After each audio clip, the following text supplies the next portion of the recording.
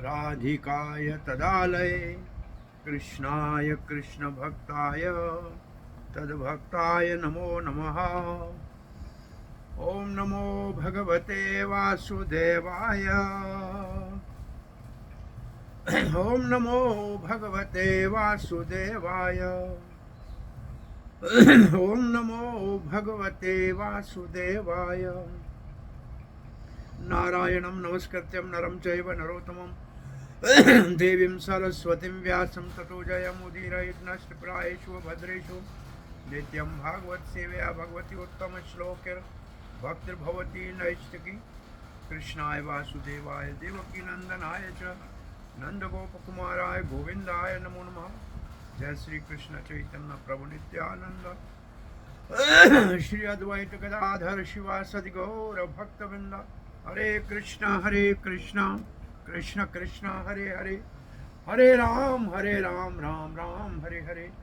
प्रिय नित्य भागवत सेवया के दामोदर देश के और अन्य भक्तवृंद, जिस दामोदर कार्तिक मास के द्वादशी के दिन श्री धाम वृंदावन से आपके लिए श्रीमद् भागवत की सेवा का जो शुभ अवसर मिला है, इसके लिए आप सबका हार्दिक अभिनंदन करते हैं और जो इसका सुनने के लिए पधारे हैं उनका स्वागत करते हैं। यहाँ आप देखिए कि भगवान श्री कृष्ण का सबसे बड़ा उपदेश श्रीमद् भागवत में ये उद्धव को दिया हुआ उद्धव गीता है और ये 24 अध्यायों तक विशेष रूप से 24 तत्वों से मुक्त होकर भगवत धाम जाने के लिए और संसार से विरक्त होने के लिए ये उपदेश भगवान ने विस्तार से दिया है। और इस वक्त जो प्रसंग हमारा चल रहा है ये है, जैसे ये संसार सारा भगवान ने बनाया है, तो भगवान ने इस संसार में हमारे लिए शिक्षा के लिए भी प्रबंध किया करके रखा है। भगवान को जो सब जगह देख सकता है वो भगवान की शिक्षा को भी सब जगह देख सकता है। तो अवधूत ब्राह्मण जो वास्तव में दत्तात्रेय है, जो भगवान का अवतार है, वो अवधूत ब्राह्मण के रूप में रह रहा है। और उसको यदु महाराज ने जब देखा और कुछ प्रश्न पूछे थे कि आप कुछ करते नहीं हो, प्रसन्न कैसे हो, तो उन्होंने कहा कि मैंने विश्व में भ्रमण करते हुए प्रकृति के इन 24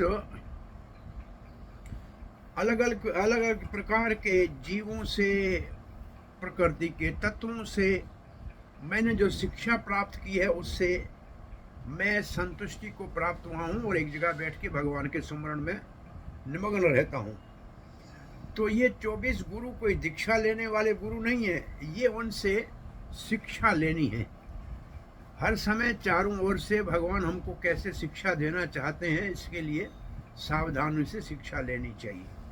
तो आज हम पढ़ेंगे 9वां जो गुरु दत्तात्रेय ने बताया है वो है अजगर।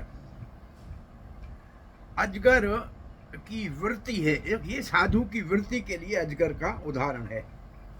जैसे अजगर एक जगह बैठा, भगवान का एक जगह बैठा रहता है, जो भगवान के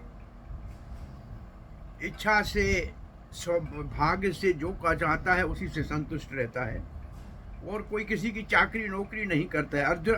अजगर करे न चाकरी, पंछी करे न नौकरी। ये नहीं कोई पक्षी नौकरी करता है, अजगर चाकरी नहीं करता है, फिर भी चाकरी भी नौकरी को ही कहते हैं, फिर भी भगवान उसके लिए व्यवस्था करता है। तो एक ये भगवान के ऊपर विश्वास का वर्णन है। तो आइए हम दूसरे, तीसरे और चौथे इन 3 श्लोकों में अजगर से जो शिक्षा ग्रहण की है दत्तात्रेय ने, और ये भगवान श्री कृष्ण उद्धव को बता रहे हैं। तो आइए दूसरा श्लोक पढ़ते हैं।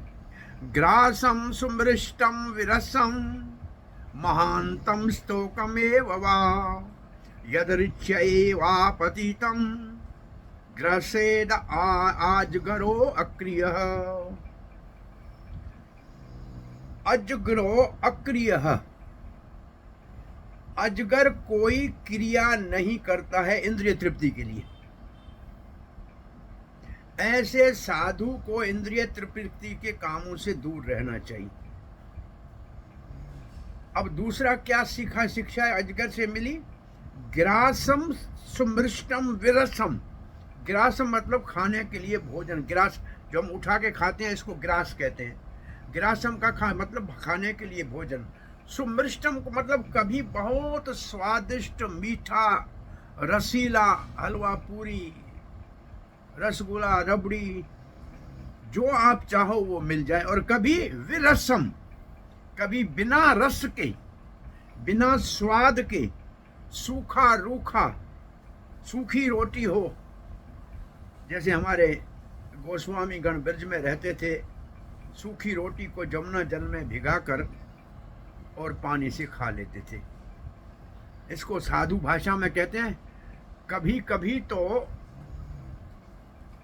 राजभोग और बाल भोग, और कभी कभी मुट्ठी भर चना चमाने को मिलता है, कभी घना कभी चना, कभी ज्यादा मिलता है, कभी चना मिलता है, कभी कुछ नहीं मिलता है। तो या स्वादिष्ट मिले या बिना स्वाद वाला भोजन मिले, और महानतम बहुत अधिक मात्रा में मिले, स्तोकम बहुत कम मिले, तुच्छ मिले।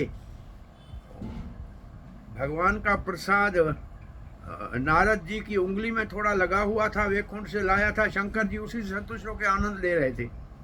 थोड़ा सा भी हो, भगवान का प्रसाद केवल जीभा तक पहुंच जाए तो भी संतुष्ट होना चाहिए, ज्यादा हो या कम हो। यद रिच्छया, यद रिच्छा का मतलब भगवान की इच्छा से हमारे भाग्य से जो आ जाए, यद रिच्छया आपतितम मतलब अपने आप आ जाए, उसको पा लेना चाहिए अजगर की तरह। कोई मतलब संसार के भोग के लिए किसी प्रकार का अति प्रयास नहीं करना चाहिए। ये बात आपको प्रहलाद महाराज की भी याद रखनी चाहिए। प्रहलाद कहते हैं अति प्रयास न कुर्यात, ज्यादा प्रयास मत करो। क्यों? तुम्हारे भाग में सुख लिखा होगा तो अपने आएगा, अपने आप आएगा। जैसे दुख तुम्हारे पास बिना बुलाए आता है। कोई दुख के लिए मंदिर में प्रार्थना करने तो नहीं जाते हैं, लेकिन सबके घर में दुख बिना बुलाए आके दरवाजा खटखटाता है। ऐसे सुख भी तुम्हारे भाग का अपने आप आ जाएगा। तो इस भाव को भगवत गीता में भी लिखा है, यदृच्छालाभ संतुष्टो द्वंद्वादितो विमत्सरः।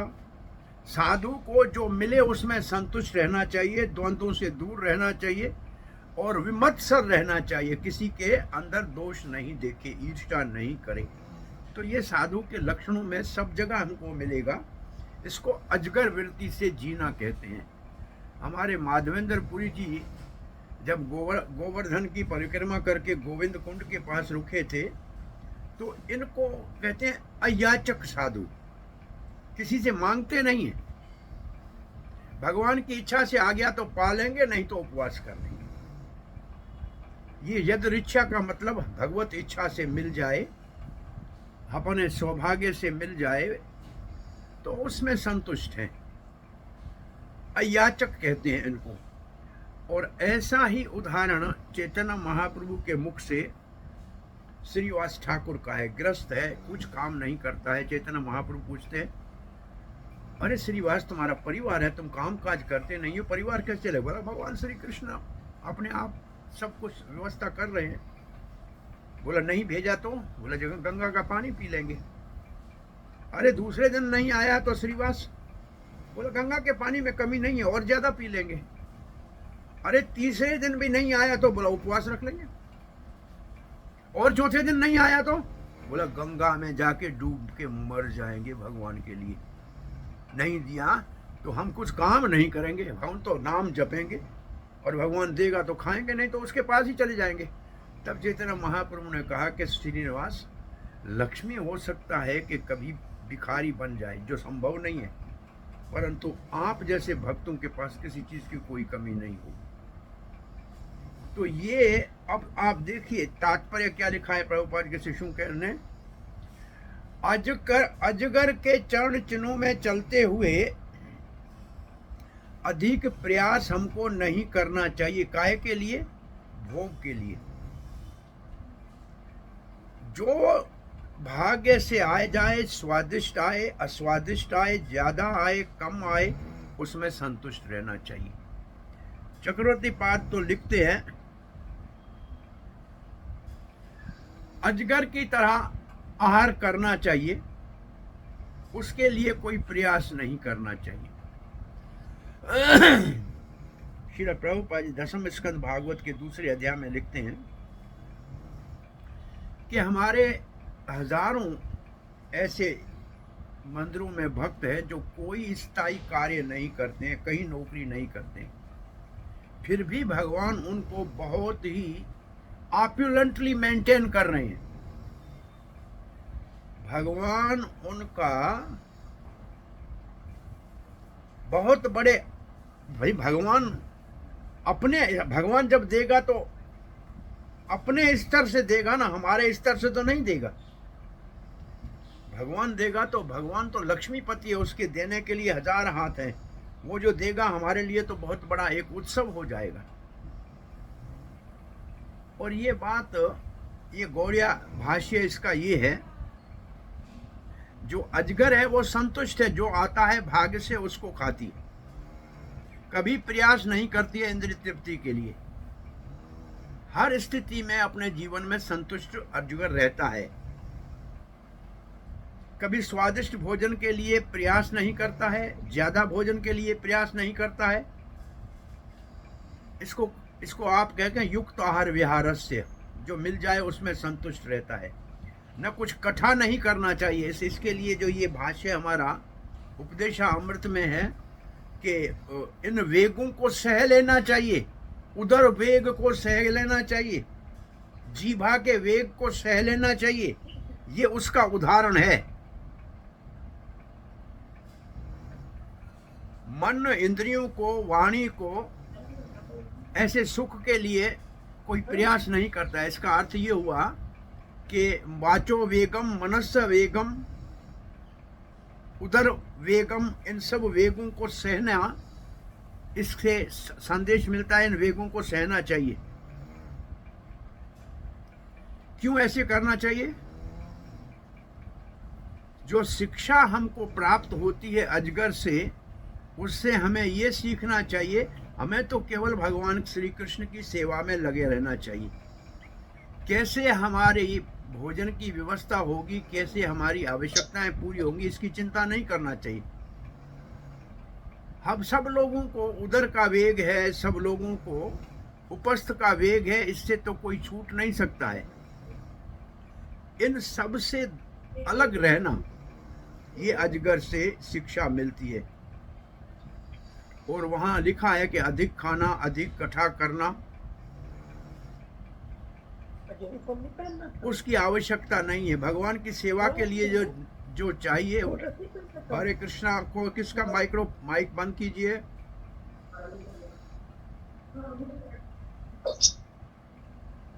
हरे कृष्णा। जो भगवान की सेवा के लिए उपयुक्त है उसको सेवा में लगाना चाहिए, और जो नहीं है उसका त्याग करना चाहिए। इसको कहते हैं युक्त वैराग्य से जीना चाहिए।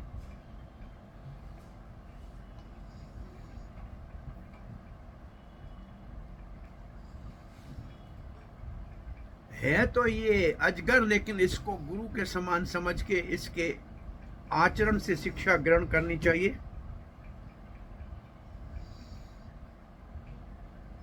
जो सर्वत्र भगवान का दर्शन करते हैं, सब जगह भगवान है, इस बात को, भगवान सर्वव्यापक है, इस बात को ऊपर जिसको विश्वास है उसको महाभागवत कहते हैं। और जो पूर्ण रूप से भगवान के का शरणागत है वो वास्तव में धीर पुरुष है। ये धीरजवान की भी लक्षण है। ये जो अजगर का लक्षण है धीरजवान का लक्षण है। और जो धीरजवान है, धीरज तत्र न मोहयते, वो संसार में मोहित नहीं होता है। और जो धीरजवान है वही भगवान की सेवा में लगने का अधिकारी है। अजगर की तरह इंद्रिय तृप्ति के लिए कुछ अधिक प्रयास नहीं करते। ये अब हम तीसरा श्लोक पढ़ रहे हैं अजगर से शिक्षा का। शैत अहानि भूरिणी निरहारो अनुपकारिणी क्रमः यदि नोपन्येत ग्रसो महाअहिर इव दृष्ट भुक्। पहला शब्द है शयिता, शांत रहना चाहिए। अहनी दिन में,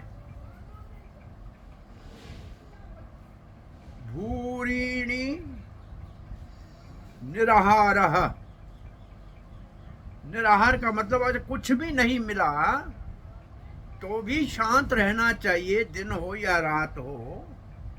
अनुपकर्मः, फिर भी कोई प्रयास नहीं करना चाहिए कि कुछ हमको प्राप्त हो जाए, इधर भागे उधर भागे, नहीं। यदि नोपनियाद ग्रासो, अगर खाने के लिए कुछ नहीं आया आपके पास, महाअहिर एवं दृष्ट भुक्ः, उस महाअहिर मतलब बड़ा अजगर, अहिर के अहि सांप को कहते हैं, बड़े अजगर की तरह क्या करना चाहिए? हरी इच्छा हमारे भाग में नहीं था। दृष्ट, दृष्ट का मतलब जिसको कहते हैं, जिसको कहा जाता है प्रोविजंस। प्रोविजंस का मतलब जो जो जो हमारे भाग में नीति ने लिखा है, नियति ने लिखा है, और इसलिए उपवास कर लेना चाहिए। आप श्रील प्रभुपाद के शिष्य इसको लिखते हैं, अगर भोजन नहीं आया तो साधु पुरुष जो है वो उपवास कर लेता है उस दिन। कहीं कोई उसको प्रयास करने, भोजन को प्रयास करने के लिए अपनी भगवान की सेवा नहीं छोड़ता है। जो हरी इच्छा से आ गया उससे संतुष्ट रहता है, जैसे बहुत बड़ा अजगर रहता है। कभी कभी 10 दिन नहीं मिलता है अजगर को कुछ खाने के, फिर भी वो शांत रहता है, उसको कुछ खाने के लिए प्रयास करने की जरूरत नहीं है। हमने उदाहरण जो दिया था पहले माधवेंद्रपुरी का, उसको पूरा करें तो अयाचक जब वहाँ बैठे हुए थे तो 3 दिन गुजर गए, कहीं से कुछ आया नहीं, लेकिन वो भगवान के स्मरण में ऐसे तलीन थे कि उनको तो ध्यान भी नहीं रहा कि भूख लगी है। उपवास में इसको कहते हैं soul was feasting, body was fasting. आत्मा आनंद की अनुभूति करती रहती है, उत्सव है आत्मा के लिए, शरीर के लिए ये व्रत हो जाता है, उपवास हो जाता है। वैसे उपवास शब्द का अर्थ आप अगर देखें, उप का मतलब नजदीक, वास का मतलब बैठना, उपवास का मतलब भगवान के निकट बैठना। इसका मतलब जब उपवास नहीं है तो हम संसार के निकट बैठे हैं, और जब उपवास करते हैं तो भगवान के निकट बैठते हैं। नहीं मिला कुछ खाने को तो उपवास हो गया, इसका मतलब भगवान के निकट बैठ गए। तो भगवान श्री कृष्ण तीसरे दिन दूध का लोटा लेके माधवेंद्रपुरी के पास आ गए। कहा, बाबा 3 दिन से कुछ खाया नहीं है, ये मेरी माँ ने आपके लिए प्रसाद भेजा है, गैया का दूध है, आप पी लीजिएगा। माधवेंद्रपुरी ने, आपको कैसे बच्चा आपको कैसे पता लगा लाला? हे गोपाल, मैंने खाया नहीं है। बोला, स्त्रियां यहाँ पानी भरने आती हैं, उन्होंने देखा कि आप यहीं बैठे हुए हो, कहीं गए नहीं है, अजगर की तरह बैठे हुए हो। भिक्षा लेने भी कहीं न मधुकरी करने गए हो, नहीं भिक्षा पाया है, इसलिए आपको भूखा नहीं दे सकता। मैं यहाँ तो राधा रानी का राज्य है, कोई भूखा नहीं रहता है, आप ये पा लीजिए। तो भगवान श्री कृष्ण स्वयं माधवेंद्रपुरी के लिए जो दूध लाए, उसको पीने के बाद तो दिव्य दूध से ऐसा अद्भुत जो उनको अनुभूति हुई कि थोड़ी देर के बाद तो भगवान जो श्रीनाथ जी गोवर्धन धारी है, उसने दर्शन दे दिया कि मुझे यहाँ से निकाल लो। तो भगवान ही दूध लाए और भगवान ही उनसे अपनी सेवा लेने लगे। ये प्रभुपाद जी ने भगवद गीता के 18वें अध्याय के 58 श्लोक में 58 में लिखा है। जो भगवान की नित्य सेवा में लगता है और भगवान को उसको भगवान अपना घनिष्ठ मित्र मान लेते हैं। भगवान की सेवा में जो निस्दिन मतलब दिन रात जो लगा हुआ है, 24 घंटे लगा हुआ है, भगवान उसको अपना घनिष्ठ मित्र मानते हैं, और उस मित्र की सारी आराम की आवश्यकताओं को पूरा करने में भगवान कभी देर नहीं करते हैं, यहाँ तक कि भगवान अपने आप को उसको दे देते हैं। ये श्रील प्रभुपाद जी अपने जीवन की अनुभूति लिख रहे हैं कि भगवान श्री कृष्ण ने किस प्रकार से मेरे लिए, वहाँ कंफर्ट लिखा है, नीड्स नहीं लिखा है, कितनी सुविधाओं को और आराम का भगवान ने हमारा व्यवस्था की है। भगवान घनिष्ठ मित्र बन के अपने आप को दे देते हैं। अब तीसरा श्लोक अजगर की शिक्षा का और आगे बढ़ रहे हैं। तो पहले शिक्षा में जैसा मिले वैसा खाना चाहिए, दूसरे में नहीं मिले तो उपवास करना चाहिए, भगवान की इच्छा समझ लेना चाहिए। अब तीसरे श्लोक में क्या कहते हैं? ओजसहो बलयुक्तम बिभ्रद देहम अकारमकम श्यानो वीत निद्राश्च नह इंद्रिययामानपि।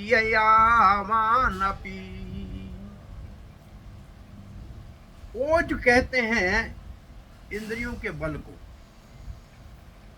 और साहस कहते हैं मन के बल को। इंद्रियों के बल को ओज कहते हैं, ओजस्वी है। साहसी है, ये मन का बल हो गया। और बल युतम का मतलब शारीरिक बल, युतम का मतलब जिसके अंदर ये तीनों बल है। इसका मतलब ये है कि ऐसा नहीं है कि कोई बीमार है, कमजोर है, पागल है, इसलिए कहीं जा नहीं रहा है, पड़ा है, या ऐसा नहीं है। इंद्रियों का बल भी है, मन में साहस भी है, शरीर भी बड़ा बलिष्ठ है। बिभ्रत देहम, बिभ्रत का मतलब शरीर के पालन पोषण के लिए, बिभ्रत पालन पोषण के शरीर के लिए, देहम देह के लिए, अकर्मकम कुछ नहीं काम करता है। अरे हम ही इतना बड़ा शरीर लेके आपने सामने बैठे, कोई काम नहीं करते हैं। ये कोई बड़ी बात नहीं है, इसको समझना इतना मुश्किल नहीं है। ये आपके सामने इतना भारी पाइथन जैसा ही शरीर है, ये बड़ा अजगर का शरीर लेके हम भी कोई गट्स, मेरे ख्याल में आप ये से समझिए कि 92 से अभी कितने साल हो गए? 92, 2002, 2022, तो कितने हो गए? 30 साल हो गए, 32 साल हो गए, 31 ईयर्स। 31 ईयर्स। ये हमने कोई काम नहीं किया, कोई नौकरी नहीं की, कोई चाकरी नहीं की, और शरीर में भी शक्ति है, मन में भी साहस है, कुछ कर भी सकते हैं। अगर किसी मेडिकल कॉलेज में चले जाएं तो 2-1 लाख रुपया नौकरी का दे देंगे हमारे को, उनको ज़रूरत होगी तो, अब है सबको दे भी देंगे। लेकिन फिर भी शरीर हो या परिवार हो, इसके लिए कोई काम नहीं किया, बैठे हैं। श्यानो, बड़े संतुष्ट बैठे। श्यानो का मतलब रिमेनिंग पीसफुल, बहुत शांत बैठा है। वीत निद्रा, इसका मतलब निद्रा का अर्थ नींद नहीं लिखा है, निद्रा का अर्थ लिखा है ये जो भौतिकता के प्रतीक, भौतिकता के भौतिकता के विषय में इनडिफरेंस होना। इस आप निद्रा शब्द को भगवत गीता के उस शब्द से जोड़े, या निशा सर्वभूतानाम तस्याम जागृति संयमी। जो दुनिया के लिए रात है वो साधु के लिए दिन है, जो साधु के लिए रात है वो दुनिया के लिए दिन है। इसका मतलब वो संसार की चीजों में कभी भी आसक्त नहीं होता, क्योंकि उसको परम दृष्टान निवर्तते, उसको तो भगवत प्रेम की अलौकिक आनंद की अनुभूति हो गई है, तो संसार के तुच्छ सुखों के पीछे नहीं भागता है। वो जागृत है का मतलब अपने आप को भगवान की सेवा में संतुष्ट रखा है, और जगत के लिए जगत के लिए सो गया, जगदीश के लिए जाग रहा है।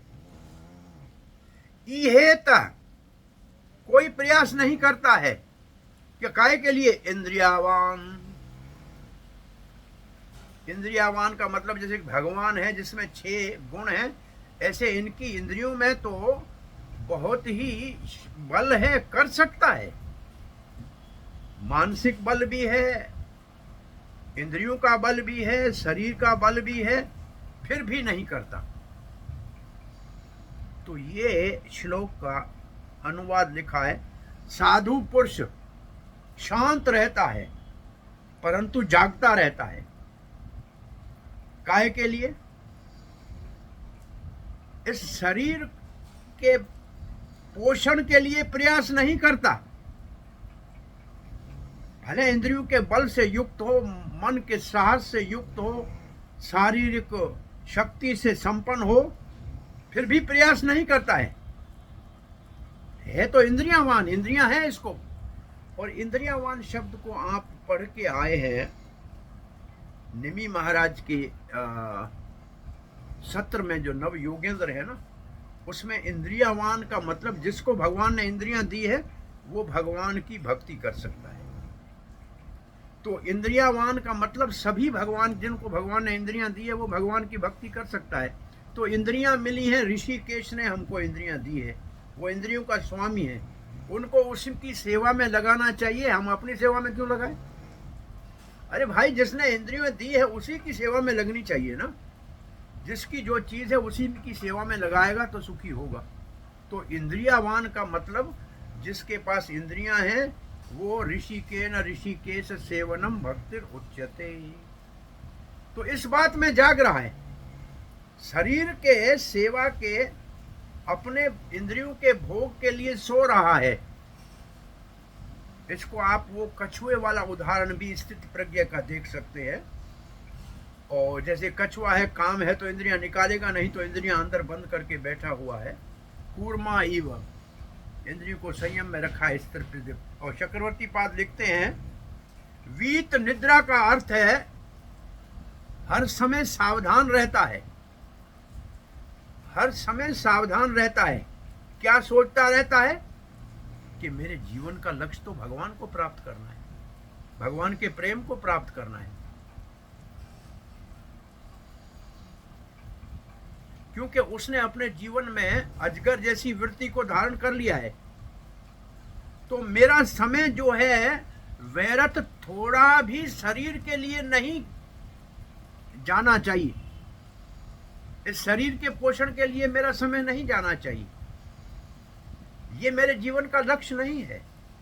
मेरे जीवन का लक्ष्य मत कर्म किन मत परमो मत भक्त, ये तीन चीजें भक्ति का सूत्र है भगवत गीता के 11वें अध्याय के अंतिम श्लोक में। मेरे लिए काम करो, मुझे जीवन का लक्ष्य बनाओ, और हृदय से, शरीर से मेरे लिए, इंद्रियों से मेरे लिए काम करो, मन से मेरे को अपने जीवन का लक्ष्य बनाओ, और हृदय से मुझसे प्रेम करो, भक्ति। ये है भक्ति का सूचक। जैसे दामोदर महीने में माँ यशोदा दही का मंथन कर रही है तो शरीर से भगवान की सेवा कर रही है, मन से भगवान की लीलाओं का चिंतन कर रही है, भगवान को मैं मक्खन खिलाऊं की, और वाणी से भगवान का गुणगान कर रही है। और ये सब भगवान की सेवा में लगना, इसको भक्ति कहते हैं। और गौड़िया भाष्य में लिखा है, आलस को छोड़ना चाहिए, अपने वास्तविक उद्देश्य को प्राप्त करने के लिए प्रयासरत रहना चाहिए, जागृत रहना चाहिए, भक्ति में निमग्न रहना चाहिए, भगवान की सेवा में सदा ही रहना चाहिए। एक क्षण भी न भैया, ये कौन सा स्तर हो गया? ये हो गया अवैरथ कालत्वम। ये है भाव भक्ति का लक्षण। इसका मतलब ये जो स्तर है भाव भक्ति का स्तर है, जो यहाँ अजगर की वृत्ति है ना, ये वही कर सकते हैं जो भाव भक्ति के स्तर के ऊपर प्राप्त हुए हैं। जिनको विश्वास है कि भगवान को पाना ही जीवन का लक्ष्य है, शरीर का पोषण जीवन का लक्ष्य नहीं है। संसार की संपत्ति को इकट्ठा करने की कोई आवश्यकता नहीं है। इस प्रकार से वो अजगर वृत्ति से जीता है। यहाँ हमारे 3 श्लोक पूर्णाहुति पे पहुंचते हैं। अजगर वृत्ति क्या है? तो आइए फिर, मेरे ख्याल में अगर आप चाहें तो हम इसको यहाँ से भी देख सकते हैं। 11वां स्कंद 8वां अध्याय 9 11 1 11 8 11 8 का 2।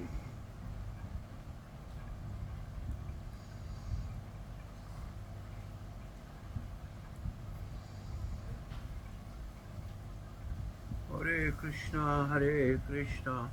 कृष्णा कृष्णा हरे हरे, हरे राम राम राम हरे हरे।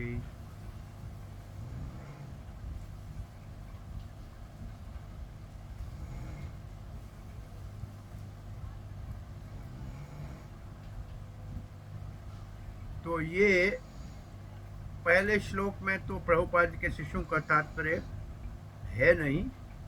दूसरे श्लोक में प्रभुपाद के शिष्यों ने जो तात्पर्य लिखा ये है, अगर भगवान की व्यवस्था से किसी को बलात् भौतिक कष्ट सहना पड़े तो उस समय उसको सोचना चाहिए कि ये मुझे अगर कोई दुख आया है तो मेरे पूर्व कर्मों का है, इसको मुझे भोग लेना चाहिए। तब मेरे को दुख नहीं भोगना पड़ा था, अब इस दुख को भोगना चाहिए। भगवान मेरे को इस प्रकार से निमर बना रहे हैं। यहाँ शयित शब्द जो है शांत का सूचक है। ये शांत बिना मन को विचलित किए करना है। दिष्ट भुक का अर्थ है परम पुरुष भगवान को सारी जो दुनिया का व्यवस्था चला रहे हैं उसका वो नियंता है, उसके हाथ में सब है। नहीं दिया है तो भगवान का कोई इसमें उद्देश्य होगा। और मूर्खता से भगवान के ऊपर विश्वास कभी उठा लेना नहीं चाहिए। अगर संसार में संकट आए तो भगवान के ऊपर उसे विश्वास उठ जाए, ये मूर्खता है। और एक श्लोक दिया है ब्रह्मा जी की प्रार्थना, तत्ते अनुकंपाम सुसुमीक्षमाणो भुंजात एवात्मकृतम विपाकम। हमारे वास्तव में कहा जाए इस श्लोक का जो भाव है 14वें अध्याय के 8वें श्लोक का 10वें स्कंद में, कर्मों का तो फल भक्त के जीवन के लिए रहता ही नहीं है। वास्तव की बात तो ये है, परंतु जो भक्ति में अपराध के कारण संकट आता है उसको सह लेना चाहिए और अपनी भक्ति में आशा बनाए रखना चाहिए कि भगवान निश्चित रूप से कृपा करेंगे। इस अनर्थ निवृत्ति के स्थान को से मैं पार करके आगे बढ़ जाऊंगा। और जो मेरे को कष्ट आया है ये किसी अपराध के कारण आया है, तथा पूर्व जन्म के किसी संस्कार का ये विकार हो गया है, इसलिए मुझे भोगना पड़ रहा है। अगर मैं भक्ति में लगा रहूंगा तो निश्चित रूप से बेटा अगर जीवित है तो पिता की संपत्ति का अपने आप उत्तराधिकारी हो जाता है। ऐसे भगवान के धाम जाके सेवा करने का मुझे निश्चित रूप से सौभाग्य प्राप्त हो जाएगा अगर मैं ऐसे सेवा में लगा रहूंगा। संसार में भौतिक दुख को भगवान का भक्त अपने ऊपर भगवान की कृपा मानता है, और जो इसे भगवान की कृपा अपने आप को मानता है उसका हृदय पवित्र होता है, क्योंकि भगवान ने मुझे पवित्र करने के लिए, शुद्ध करने के लिए ये संकट भेजा है। तो फिर वो, ये इसी श्लोक का आगे का भाव है, तो फिर वो मुक्ति का अधिकारी हो जाता है। लेकिन विशेष मुक्ति का अधिकारी होता है। उस मुक्ति में संसार के बंधन से छूटने के बाद भगवान के प्रेम की प्राप्ति होती है। अब थोड़ा इसके ऊपर चिंतन करें। बाहर बरसात हो रही है, मैं कपड़ा 1 मिनट बाहर से लेके आता हूँ। अब इसके ऊपर हम डिस्कस करेंगे इसके बाद।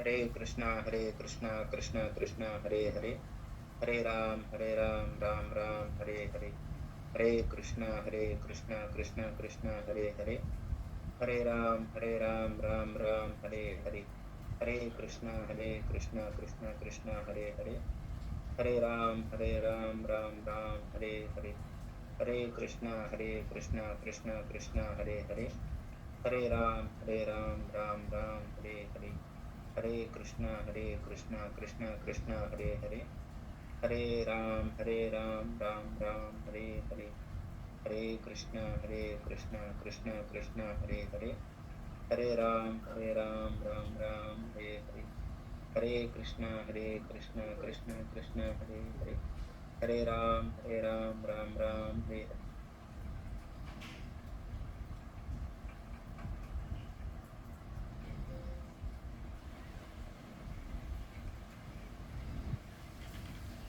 हरे कृष्णा प्रभु, हरे कृष्णा। I am here. आगे हरे कृष्णा। आपकी सेवा में आ हरे गए। हाँ जी, तो इतना ही हमारे प्रभुपाद जी के शिशु ने लिखा है। चौथे श्लोक में क्या लिखा है देखिए, लंबा है थोड़ा। तो चौथे श्लोक के भाव को प्रभुपाद जी के शिशु के तात्पर्य से थोड़ा सा अवलोकन कर लेते हैं, फिर आगे बढ़ेंगे। वीत निद्रा का अर्थ है इस श्लोक में, ये महत्वपूर्ण शब्द है। निद्रा का मतलब है सोना, और निद्रा का दूसरा अर्थ है अज्ञान। जैसे गुड़ाकेश अर्जुन का नाम है, निद्रा को जीतने वाला, उसका मतलब है अज्ञान को जीतने वाला। तो उस दृष्टि से अज्ञान से मुक्त होना चाहिए। तो किससे मुक्त होना चाहिए? अज्ञान कौन सा है? भगवान से संबंध को भूलना अज्ञान है। इसलिए वीत निद्रा का यहां अर्थ होगा ऑलवेज जागृत रहना चाहिए, सदा जागृत रहना है। किसके लिए? भगवान से जो हमारा संबंध है उसके विषय में हमेशा जागृत रहना चाहिए। और संबंध के लिए जागृत है कि मैं भगवान का दास हूं, ये तो हो गया स्वरूप। फिर दास के भाव में सेवा में भी लगना चाहिए और अनुशीलन करना चाहिए बड़ी सावधानी से। कृष्ण भावना में आगे बढ़ने का अनुशीलन करना चाहिए। ये भक्ति के अनुशीलन, यहाँ कल्टीवेट शब्द लिखा है, उसका मतलब अनुशीलन। और ये अनुशीलन शब्द जो है, ये मन वचन और वाणी से भगवान की सेवा में लगने को अनुशीलन कहते हैं। कल्टीवेट का मतलब जैसे खेत है, उसके अंदर सफाई करनी है पहले, फिर हल चलाना है, बीज डालना है, और फिर जब जो हमने डाला है बीज वो उगेगा, उसके साथ घास उगेगा, उसको निकालना है।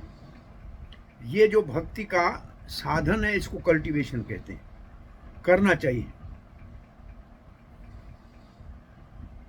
इस बात का पूर्ण विश्वास है, अटूट श्रद्धा है। किस बात के ऊपर?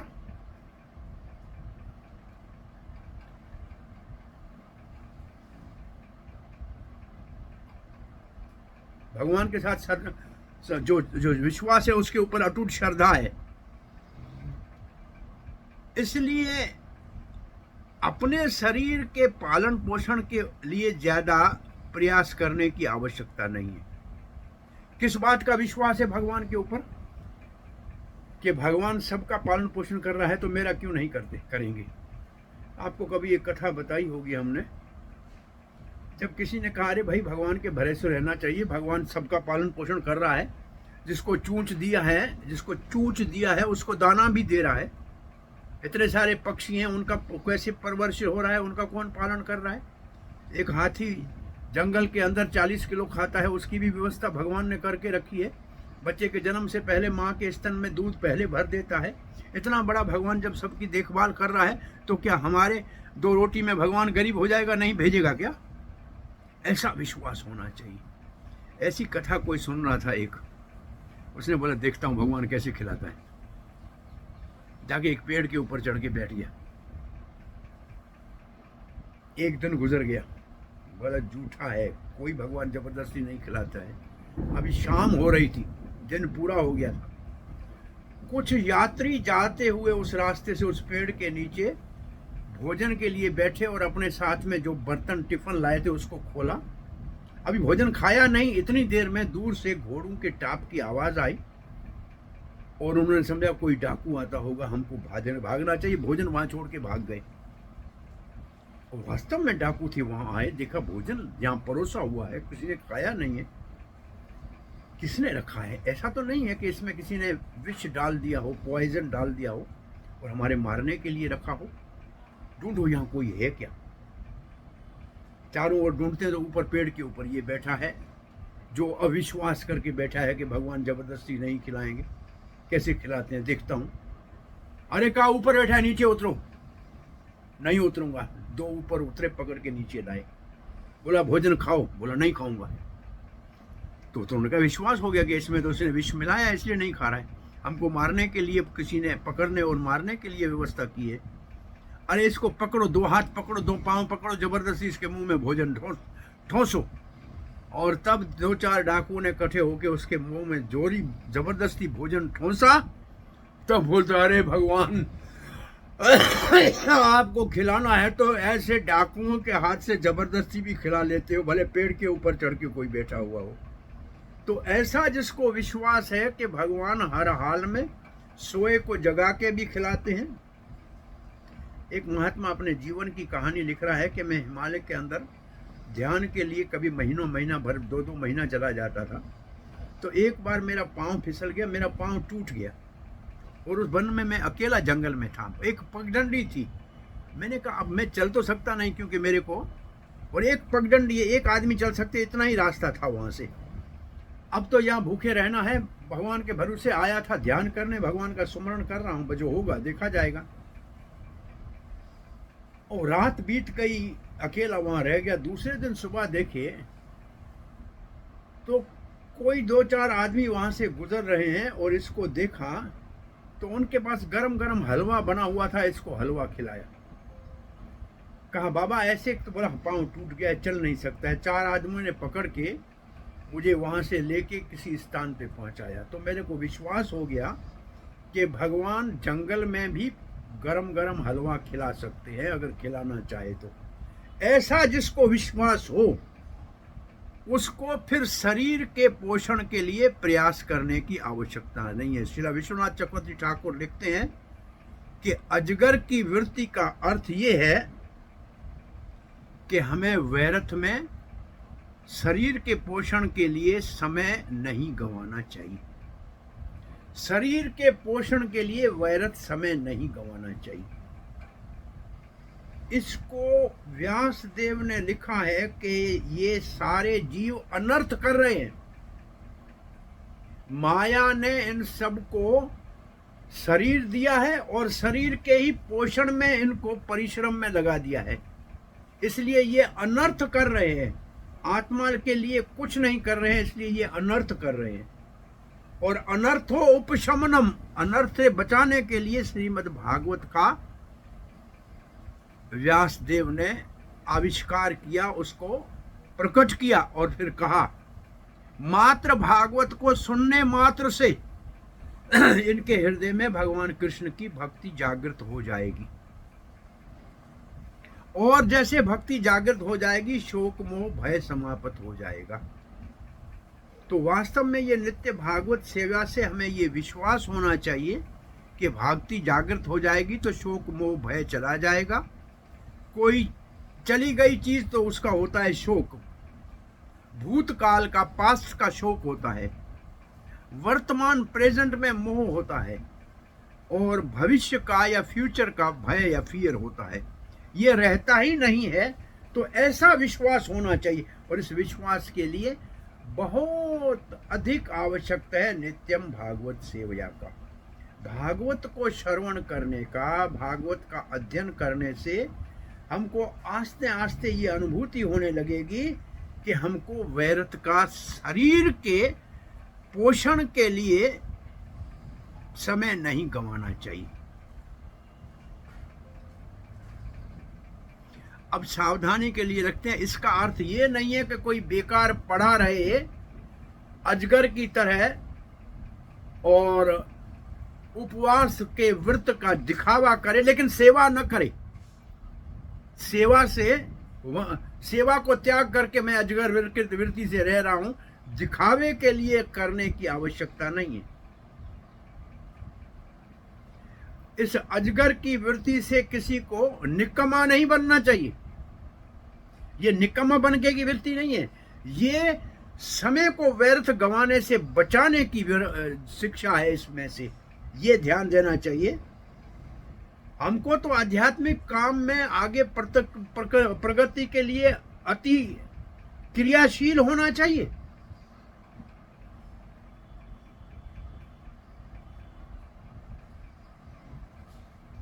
और भौतिक इंद्रियों के भोग के लिए हमारे को अजगर की तरह निष्क्रिय होना चाहिए।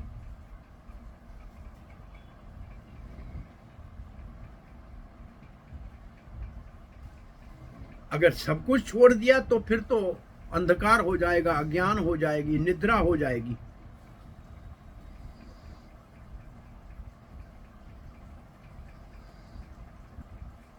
और उस समय हम अपने स्वरूप को भूल जाएंगे इस अज्ञान में कि मैं नित्य भगवान का सेवक हूं। जो आध्यात्मिक मार्ग के ऊपर चलने वाला है उसके लिए भगवान की सेवा एकमात्र साधन है।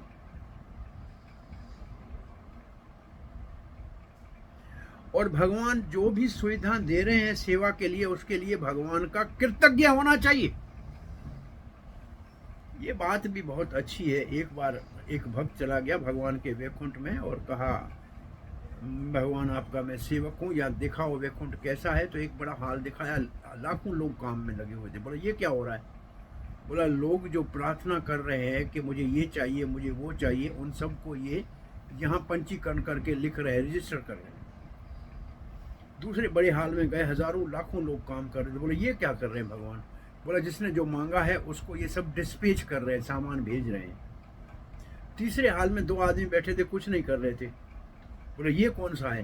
बोले जिनको सामान मिला उनके धन्यवाद की चिट्ठी यहाँ आती है, एक भी नहीं आई है। 2 बैठे हैं, ये भी बेकार बैठे हैं। तो भगवान ने इतना बड़ा सुंदर काया दी, करोड़ों की काया दी, उसका एक अंग भी नहीं बना सकते। इसके लिए कभी भगवान का धन्यवाद किया? श्वास दिया, ग्रास दिया, महलों में वास दिया। सांस दिया है, ग्रास दे रहा है, महलों में वास दिया। एक भी उसकी मेहरबानी को, उसका बदला हम चुका नहीं सकते। भगवान के कितने हमारे ऊपर दया, कृपा, करुणा और एहसान है, कौन भुला सकता है? एक भी नहीं भुला सकते हो। तो यहां धन्यवाद करना चाहिए। अब प्रभुपाद जी के शिष्य श्री रूप गोस्वामी स्वामी की शिक्षा से 2 प्रकार का वैराग लिखते हैं। एक फल्गु वैराग मतलब झूठा वैराग, और दूसरा युक्त वैराग। फल्गु वैराग ये है कि भगवान की सेवा की चीजों को परपंच कह के छोड़ देना और मैं कुछ भी नहीं करूंगा, ये फल्गु वैराग है। और युक्त वैराग ये है कि जो भगवान की सेवा की चीजें हैं उनको हम सेवा में लगाएंगे, और जो भगवान की सेवा के लिए नहीं है, चाहे कितनी अच्छी हो, उनमें हमारी कोई आसक्ति नहीं है। ये युक्त वैराग है। हरि संबंधी वस्तु के प्रति आदर हो और उसको भगवान की सेवा में लगाना चाहिए। और जो भगवान की सेवा में लगने वाली वस्तु नहीं है, कितनी भी बहुमूल्य क्यों नहीं हो, जैसे सनातन गोस्वामी के पास चिंतामणि थी, वो पत्थर था जो लोहे को लगाओ तो सोना हो जाए, पारस पत्थर था, लेकिन कचरे के डिब्बे में पड़ा था। है दुनिया के लिए बहुत बड़ा पारस पत्थर, लेकिन कचरे के डिब्बे में डाल दिया था, क्योंकि उससे ज्यादा भगवत नाम का चिंतामणि जो मिल गया था। नाम चिंतामणि रस जो है, विग्रह है, वो जब मिल गया तो वो तो इसको कहते हैं युक्त वैराग्य। जो भगवान की सेवा की चीज है, चाहे वो बहुत छोटी हो लेकिन भगवान की सेवा में लगती है, तुलसी का पत्ता है तो उसका तो आदर कर लेंगे, और नहीं तो भले पारस मणि है तो भी कचरे के डब्बे में डाल देंगे। ये युक्त वैराग्य हो गया।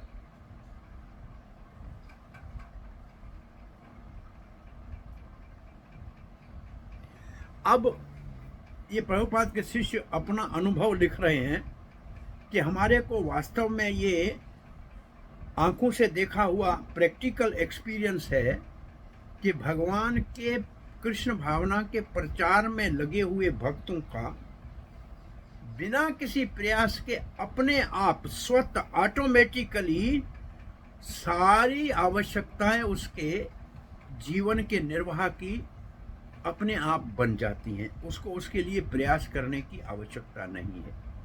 वैसे भी अजगर आज तक कोई भूखा जंगल में मर गया ऐसा उदाहरण मिलता नहीं है। उसके लिए भी भगवान भोजन उसके सामने, कहते हैं पत्थर के अंदर जीव को बनाया, उसका भी रिजक उसकी भी भोजन उसके आगे धर करके धरिया। ये जो शेर है ना, जब किसी जानवर को खाता है तो उसके दांत के अंदर मांस शेर के अटक जाता है और मुंह खोल के बैठता है, और एक छोटा सा जीव है जो शेर के दांतों के बीच में उसका भोजन भगवान ने रखा है। शेर के मुंह के अंदर दांतों के बीच से वो छोटा छोटा टुकड़ा जो है अटका हुआ मांस का खाता है, उसके ऊपर उसका निर्वाह है।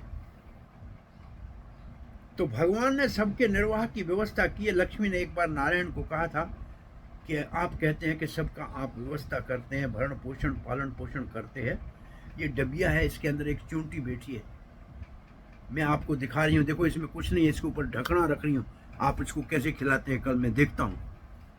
मुस्कुराए नारायण। दूसरे दिन डबिया खोली तो एक चावल का दाना है, उसको चूंटी खा रही है। लक्ष्मी ने कहा ये कैसे आ गया? बोला आपने जब मेरे को दिखाई थी, मेरे यहाँ चंदन के साथ चावल था, वो नीचे गिर गया, इसका भोजन था, इसको मिल गया। महाराज शिवाजी जब महाराष्ट्र में बड़े बड़े किले बना रहे थे तो उनका गुरु समर्थ रामदास आया तो उनको बताने लगे, देखो कितने लोगों को मजदूरी दे रहा हूँ, कितने लोगों का आप पोषण में कर रहा हूँ। तो उस समय गुरु रामदास ने कहा कि ये पत्थर है, इसको शिवाजी तोड़ाओ तो सही शिवा। उसने कारीगर बुलाए, पत्थर को तोड़ा तो अंदर एक जीव बैठा था, उसके सामने दाना पड़ा था, खा रहा था। बोला शिवाजी इसको दाना कौन दे रहा है? पत्थर के अंदर जीव पैदा हुआ है, उसका दाना भी उसके पास पड़ा है, तुम इसको खिलाते हो। अरे भगवान ने ये सारी व्यवस्था की है, भगवान का धन्यवाद करना चाहिए।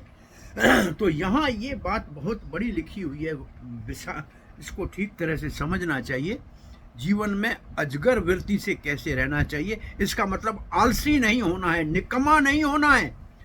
निकम्मा होना है अपने भोगों के प्रति, इंद्रिय तृप्ति के प्रति बिल्कुल इनएक्टिव होना है, निकम्मा होना है। और क्योंकि ये समय बच गया तो पूर्ण रूप से सारी शक्ति भगवान के प्रेम को प्राप्त करने वाले प्रोसेस में लगा देनी है। ये है अजगर वृत्ति से शिक्षा। वैरथ कालत्वम, बिना समय को बिना काम के नहीं गंवाना चाहिए, हर समय जागृत रहना चाहिए, अपने भगवान के साथ संबंध के विषय में सदा जागृत रहना चाहिए, और जो मिले उसके ऊपर संतुष्ट रहना चाहिए। खाने के विषय में लोग तो सारा दिन खाने की ही चिंता करते हैं, कहाँ की पानी पूरी अच्छी है, कहाँ का समोसा अच्छा है, कहाँ की कचौरी अच्छी है, कहाँ की जलेबी अच्छी है, दिमाग में यही चलता रहता है। अरे कहाँ हरी कथा अच्छी हो रही है, चलो वहाँ चलते हैं, कहाँ भगवान का सुंदर दर्शन आरती हो रही है, चलो वहाँ चलते हैं। इसके लिए सोए हुए हैं। और पिज़्ज़ा और पास्ता कहाँ अच्छा मिला रहा है इसलिए जाग रहे हैं, उनको सावधान करने के लिए अजगर वृत्ति। और देखिए ये अजगर वृत्ति वास्तव में भाव के स्तर के भक्तों की है, सन्यासी की वृत्ति है, ग्रस्तों की वृत्ति नहीं है। आप ग्रस्त हो तो आपको परिवार पालन करने के लिए कार्य करना पड़ेगा। ये वास्तव में ये जो शिक्षाएं हैं, प्रायः बहुत सारी शिक्षा सन्यासियों के लिए है और जो भाव भक्ति के स्तर के भक्त हैं उनके लिए है। हम इसका प्रायः इस ऐसे करने का प्रयास करेंगे तो दिखावा तो हो सकता है, लेकिन संतुष्ट नहीं रहेंगे अंदर में। तो अब हम फॉर्म खोलते हैं डिस्कशन के लिए। हरे कृष्णा। हरे कृष्णा प्रभु। श्रीमान सर्वभाम प्रभु की जय। श्रील हरे कृष्णा। प्रभुपाद की जय। साधु साधु साधु। बहुत सुंदर कथा प्रभु आपने ये 3 श्लोकम के माध्यम के द्वारा जैसे अजगर का और साधु का क्या प्रवृत्ति होना चाहिए, कैसे जीवन बिताना चाहिए, सुंदर स्टोरी जैसे माधवेंद्रपुरी और श्रीनिवास उनका भी एग्जाम्पल देखिए। और आपने भगवान कैसे सबका खाने का प्रबंध करते हैं, सब कुछ आपने बताया। और लास्ट आपने फल्गु वैराग्य और युक्त वैराग्य उसके बारे में भी बताया, और बहुत सुंदर कथा। और आपने एक चीज बताई भी, जैसे अपराध या हमारा जो पूर्व कर्म के कारण जो भी कठिनाई आती है तो हमको सहन करना है, वो भी एक सुंदर बात है। और तथेनुकंपाम ब्रह्मा जी का स्तुति का श्लोक भी आपने कोट किया। बहुत सुंदर कथा प्रभु, बहुत बहुत धन्यवाद। तो कोई भक्त का कुछ प्रश्न है, टिप्पणी है तो आप कृपया अपना माइक अनम्यूट करके प्रभु जी से पूछ सकते हैं। हरे कृष्णा। महेश गोविंद, क्या समाचार, कैसे? ठीक है बेटा? हरे कृष्णा प्रभु, दंडवत प्रणाम। सब ठीक है? प्रभु तो आनी कथा बुद्धि करे। हरे कृष्णा हरे कृष्णा। हम तो खिचड़ी बना रहे थे कथा, बीच में बरसात आ गई, हम उठ गए। आज वृंदावन में वर्षा हो रही है, कपड़े सब भीग गए, बाहर थे वो। सर्दी में बरसात हो रही है। हाँ, ये इन दिनों में कुछ बरसात, अभी ठंडी आने वाली है ना, सर्दी यहाँ आई नहीं है, अभी सर्दी आ गई, अभी आगमन हो गया, सर्दी का आगमन हो गया अब। सो पाइथन वृत्ति जो अजगर वृत्ति है, ये साधु की है। साधु को तितिक्षुआ होना चाहिए, कारुणिका होना चाहिए, तो सहनशीलता भी होनी चाहिए। भगवान खिलाएगा, इसके ऊपर विश्वास होना चाहिए। गृहस्थों के लिए नहीं है, ये सावधान रहना। आप ऐसे नहीं सब काम छोड़ के बैठ जाओ, सब छोड़ के काम वहां से आ जाओ वृंदावन में, ऐसे मत करना। अपने काम को जारी रखना, सेवा में लगे रहना। ये स्तर दूसरे की कथा है। कोई एक महात्मा अपने से करे तो कर सकता है, सब करेंगे तो काम नहीं चलेगा। हरे कृष्णा प्रभु जी। हरे कृष्णा। हंस गोकुल प्रभु हरि बोल, दंडवत। हरे कृष्णा प्रणाम प्रभु जी। बहुत बहुत धन्यवाद प्रभु जी इतनी मधुर क्लास के लिए। प्रभु जी, ये आपने जो लास्ट पॉइंट बोला, मैं क्लास के बीच में भी सोच रहा था कि गृहस्थों के लिए सिर्फ इसमें ही फंस के ही ना रह गए, ये भी एक प्रॉब्लम हो सकती है कि हम ठीक है निभाए जा रहे हैं, लेकिन फिर पता ही नहीं कहाँ रुकना है, उसका कैसे। गृहस्थों के लिए वास्तव में युक्त वैराग गृहस्थों के लिए भी अपनी जगह पे है कि हमारे को कितनी आवश्यकता है उतना ही परिश्रम करना चाहिए। अधिक कठा करने वाली वृत्ति करेंगे तो फंस जाएंगे। असल में क्यों सामान्य लोग जो ग्रस्त है उसमें और भक्तों के ग्रस्त में थोड़ा अंतर होना चाहिए। भक्त ग्रस्त जो हैं, वैसे तो ग्रस्त भक्तों की बहुत बड़ी जो है महिमा भी अपनी जगह पे है कि सारे आश्रमों के जन्मदाता भी वो है, सारे आश्रमों को पालन भी वो करते हैं। हम अभी पढ़ा रहे हैं भक्ति वैभव कुछ स्टूडेंट को, उसमें ये आया है कि गृहस्थ क्योंकि 3 आश्रमों का पालन करता है, इसलिए वो बिना प्रयास के उन्नति कर लेता है आध्यात्मिक। ये एक बड़ी लाइन लिखी हुई है प्रभुपाद जी के तात्पर्य में। क्योंकि गृहस्थ को घर में रहना है, परिवार को पालना है, इंद्रिय भोग की उसको थोड़ी सी छूट दी हुई है, उसके बदले में उसके ऊपर 3 आश्रमों के पालन का भार रखा हुआ है। सन्यासी को दक्षिणा देनी है, ब्रह्मचारी को भिक्षा देनी है, वानप्रस्थ कोई है तो उसको रोटी देनी है, भोजन कपड़ा देना है। ये जो 3 आश्रमों का पालन जो गृहस्थ के ऊपर है, ये उसकी प्रगति का बहुत बड़ा कारण है। ये तीसरे स्कंद के 14वें या 15वें अध्याय में हम पढ़ा रहे हैं, 13, 14, 15 जो है कश्यप और दिति वाला जो प्रसंग है, उसमें गृहस्थ के ऊपर विशेष रूप से वहाँ टिप्पणी ये लिखी हुई है कि जो गृहस्थ आश्रम में रह के अन्य 3 आश्रमों की सेवा में लगता है, वही उसकी प्रगति का एकमात्र साधन है। ओके हरे कृष्ण प्रभु। ठीक है प्रभु, थैंक सेवती यू को सो गई हाँ जी। प्रभु। हाँ माता जी बोलिए। प्रणाम प्रभु। प्रभु मुझे एक डाउट है, it's from Bhagavat but not for today's topic. हाँ दिस हाँ is in third canto fourth chapter प्रभु। उद्धव जी ने उद्धव जी को पता थे ना how Krishna is going back and how he plan for the Yaduvansh to get into the Prabhas Kshetra and all. In that connection, they said some people they stayed back in Dwaraka. Most of them went to Prabhas Kshetra. Who stayed in Dwaraka, Prabhu? No time. all the male went to Prabhas Khetar, and all the ladies and some elderly people they stayed back at Dwarka. Then Devaki, Vasudeva, Yashoda, and They were Baba what? they were in Dwarka. Therefore, Okay. Krishna sent Dhanuka to tell them that when I leave, this ocean will engulf all the Dwarka. So please immediately ask Arjun to take all those my entourage from the Dwarka to Hastinapur and then to Mathura. Okay, Prabhu. Thank you very much, Prabhu. Within 1 hour, you will cover so many things, Prabhu. It's really pleasure. Feast for years. Hare हम Krishna. हम खिचड़ी खाते हैं, खिचड़ी बनाते हैं, खिचड़ी परोसते हैं। हरे कृष्ण। हरे बहुत कृष्ण। मधुर खिचड़ी है वो भी। हाँ। Thank और you, खिचड़ी में Prabhu. घी डाल देते हैं, घी डाल देते हैं खिचड़ी में, पापड़ डाल देते हैं, दही डाल देते हैं, अचार रख देते हैं। तो खिचड़ी के 4 यार हैं हमारे। खिचड़ी के हैं 4 यार, दही, पापड़ और अचार। घी, दही, पापड़ और अचार। जय हरे कृष्ण प्रभु। Thank you very much. Narottam छा हाल है? बस बढ़िया। हरे कृष्णा, दंडोत प्रणाम। हरे कृष्ण। हरे भाई कोई आ रहा है क्या? वृंदावन आ रहा है क्या कोई महात्मा कार्तिक में? परमानंद 10 दिन के बाद आ रहा प्रभु जी, क्या चाहिए? अब कोई आ रहा है, कौन आ रहा है? उसको मैं थोड़ा सेवा बोलना, कोई काम है किसी का, वो तो सेवा ही है ले आने की, और कुछ नहीं करना। नहीं, जय गोविंद प्रभु जी आ रहे हैं। चलो मैं तो परमानंद को कहूंगा, ढूंढ के बताएगा मुझे। और किसी का कोई प्रश्न है? पैठन वृत्ति को आप समझ लीजिए, ये सन्यासी की और भाव के स्तर की वृत्ति है वास्तव में। और वैरत्व कालत्व का इसमें मुख्य जो सिद्धांत है कि एक समय भी व्यर्थ नहीं गंवाना चाहिए शरीर के प्रति, सब समय भगवान की सेवा में लगना चाहिए। जैसे हमारे सारे गोस्वामी इस प्रकार से अपने जीवन को व्यतीत यहाँ कर रहे थे वृंदावन में। रोटी के लिए और सोने के लिए समय उनके पास नहीं था।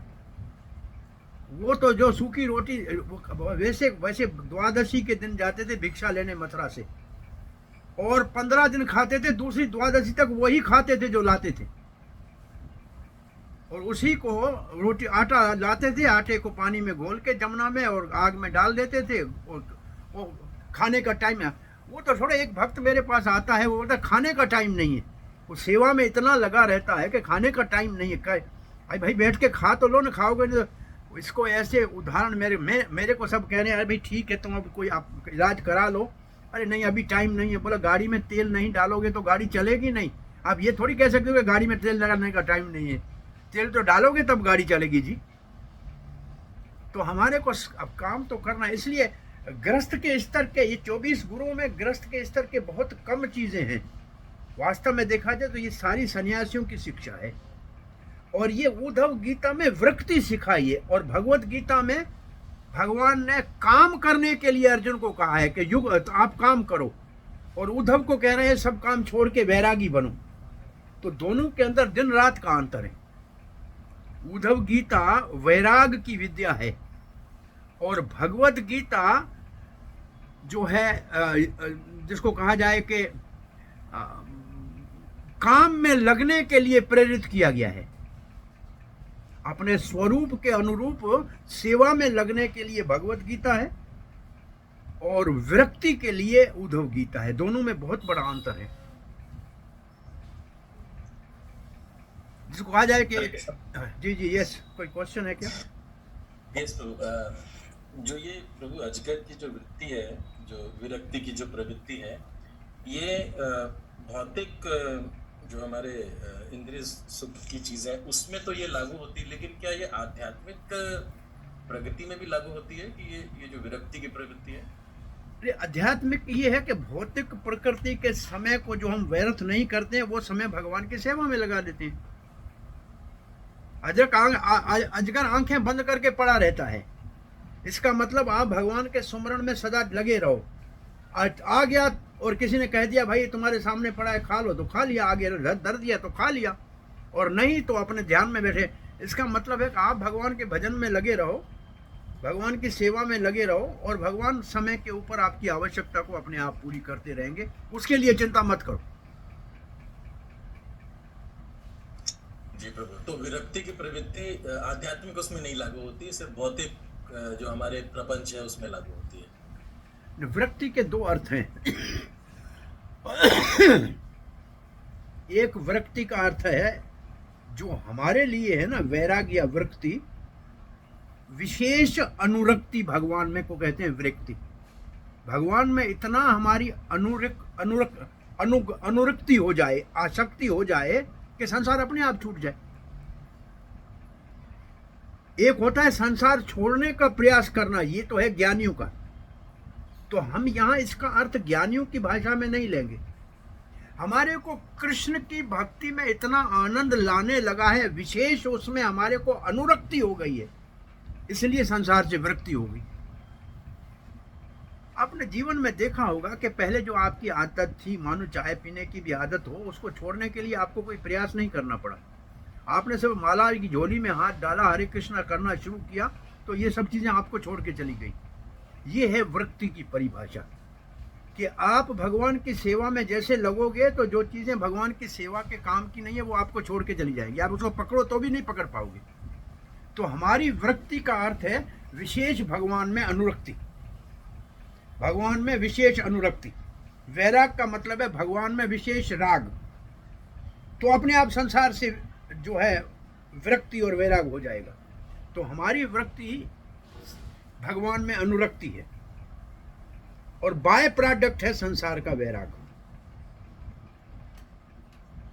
जी प्रभु, परफेक्ट। अब बिल्कुल समझ में आ रहा है प्रभु। थैंक यू, कोटि कोटि प्रणाम। हरे कृष्ण। अजगर मेरे ही खाते में श्लोक क्यों रखे? मैं अजगर जैसा बाबा हूँ, कुछ करता नहीं हूँ, पड़ा रहता हूँ। हाँ? मैं बोला 31 साल से मैं भी देखो पड़ा हूँ या कुछ नहीं करता हूँ।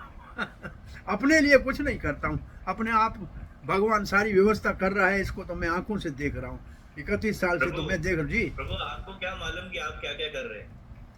आपको क्या मालूम कि आप कितने लोगों को इंस्पायर कर रहे हैं? नहीं, वो तो मैं आप अपने काम कर रहे हैं, ये बताइए आप। मैंने अपने लिए, मैं कह रहा हूँ अपने लिए धंधा नौकरी वो कुछ नहीं कर रहा हूँ। वही कह रहा हूँ अजगर की तरह वो नौकरी वोकरी नहीं कर रहा हूँ, काम चल रहा है अपने आप। 1-2 बार मैंने प्रयास किया कि मैं जाऊँगा नौकरी करूँगा। मैं मॉरिशस में था, मैं प्रवचन दिया जन्माष्टमी को, दूसरे दिन मेडिकल कॉलेज में चला गया। ऐसे मन में था कि हो सकता है मैं यहाँ आके थोड़े दिन नौकरी कर लूँगा, बैठूँगा भक्तों के संग।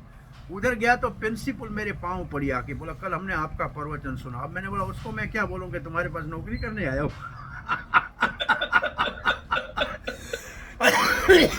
विचारी अपने आप निकल गया, कुछ पूछने की जरूरत ही नहीं पड़ी। वो तो आके पाँव पड़ी के कल बहुत अच्छा आपका प्रवचन सुना महाराज, बहुत अच्छा है। तब मेरे पर अब इसको क्या कहूँ कि मेरे को नमस्कार, भगवान की इच्छा नहीं है, छोड़ दो।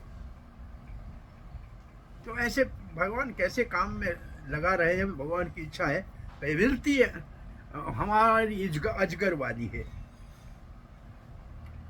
जिसको कहते हैं भगवान के भरोसे जीना सीखना। और विश्वास है, सब कुछ हो रहा है, काम चल रहा है। 31 साल से कहीं रुका नहीं है, ये बड़ा आश्चर्य है। और इस बात से विश्वास है, और इसलिए हम कभी कभी नौजवानों को हम कहते हैं कि ये भी एक प्रोफेशन है, आप समझ लो। आप फुल टाइम प्रीचर बन जाओ, ये भी एक प्रोफेशन है। इसके लिए वैकेंसी पूरी दुनिया में खाली पड़ी है। कुछ नहीं करना है, कोई फिक्स पे नहीं है, लेकिन किसी चीज़ की कमी नहीं है। अपने आप सब आवश्यकता हो जाए। नौजवानों को मैं क्लास दिया था, मैंने बोला ये प्रोफेशन बहुत अच्छा है, आप इसी प्रोफेशन को अपना लो। बहुत आवश्यकता, लाखों की आवश्यकता है दुनिया में प्रचारकों की। हरे कृष्णा। हरे कृष्ण। बहुत बहुत धन्यवाद आप सबका सेवा देने के लिए। परमानंद जी हम संपर्क में रहेंगे। हरे कृष्ण। कोई आएगा तो कुछ काम होगा तो बोलेंगे। और कोई सेवा है तो बोलिए। हरे कृष्ण। दंडवत प्रणाम। साधु साधु। ए रस सिंधु पाए हमारे विपिन का पप्पा, विपिन का पप्पा जी को हरे कृष्ण बोलिए। भगवत गीता में अर्जुन ने बोला था काम क्रोध और लोभ जो है नरक के द्वार हैं। अर्जुन नहीं, भगवान ने कहा था अर्जुन को काम क्रोध लोभ नरक द्वार। हाँ भगवान ने बोला था अर्जुन को, परंतु ये इसको हम आध्यात्मिक में कैसे ले सकते हैं काम क्रोध और लोभ को? अरे भैया कामाद गोप्याद, काम से गोपियों ने भगवान को पाया, क्रोधाद शिशुपाल ने क्रोध से पाया। हमको क्रोध कैसे करना है ये प्रभुपाद ने उदाहरण दिया है। अर्जुन को भगवान ने क्रोध दिलाया युद्ध में, हनुमान ने लंका को जलाया, क्रोध को काम में लाया। तो भगवान के विरोधियों के प्रति क्रोध करने से क्रोध का उपयोग हो जाएगा। काम भगवान की कथा में आसक्ति हो जाए तो उससे हो जाएगा। लोभ भगवान की नाम जपने में लोभ करो। अरे 16 नहीं, 28 नहीं, 32 नहीं, 64 नहीं, जीते जी इतना और बढ़ाऊंगा, ये लोभ कर लो। ये सच्चा धन है, इसको कथा कर लो। लोभ हरि नाम और हरि कथा और हरि भक्तों के संग का करो। काम का मतलब है भगवान से प्रेम। गोपियों का प्रेम जो है उसको काम कहा जाता है। तो ये भगवान की सेवा में लग सकता है। और लोभ भी हमारा भक्ति में बढ़ाने के लिए लग सकता है, कोई मुश्किल नहीं है इसमें। असल में एक काम ही है, अगर पूरा हो गया तो लोभ हो जाएगा, पूरा नहीं होगा तो क्रोध होगा। वास्तव में एक ही काम है, पूरा हो गया तो लोभ होगा और चाहिए, नहीं हुआ तो क्रोध होगा। और ये काम प्रभुपाद जी ने लिखा है कि काम प्रेम जो भगवान का असली है उसका विकृत रूप है। तो इस काम को प्रेम में परिवर्तित करो तो सब समस्याएं अपने आप समाप्त हो जाएंगी। केवल काम को प्रेम में परिवर्तन करने का प्रयास करो तो क्रोध भी चला जाएगा, लोभ भी चला जाएगा, क्योंकि वो तो दोनों काम के बच्चे हैं। तो काम को प्रेम में परिवर्तित करो, क्योंकि काम वास्तव में प्रेम का विकृत रूप है।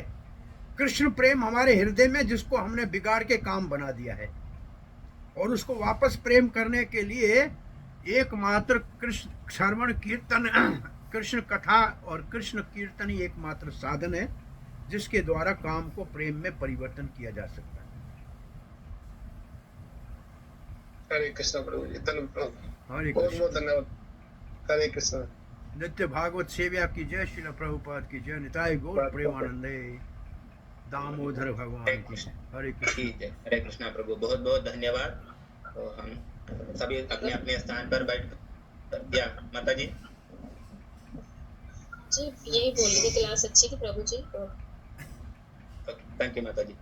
तो अपने अपने स्थान पर बैठकर प्रभु को वैष्णव प्रणाम करके हम धन्यवाद बताएंगे।